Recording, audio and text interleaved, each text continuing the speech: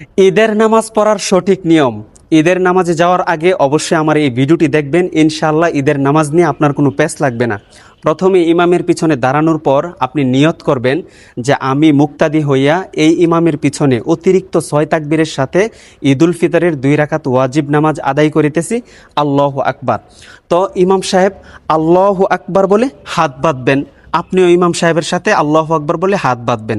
তারপর ইমাম সানা পড়বেন, সানা পড়ার পর অতিরিক্ত 3টা তাকবীর দিবেন।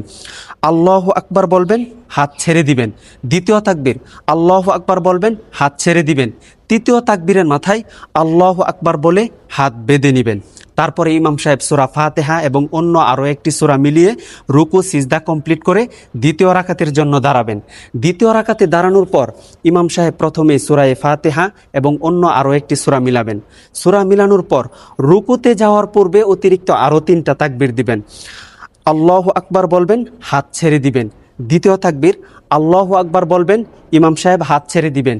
তৃতীয় তাকবীর আল্লাহু আকবার বলবেন, হাত ছেড়ে দিবেন। চতুর্থ তাকবীরের মাথায় ইমাম সাহেব আল্লাহু আকবার বলে ডাইরেক্ট রুকুতে চলে যাবেন।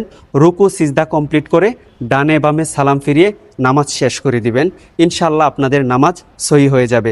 আর এই ভিডিওটি সর্বোচ্চ শেয়ার করে দিবেন যেন সকল মানুষ ঈদের নামাজটি শিখতে পারে ইনশাআল্লাহ।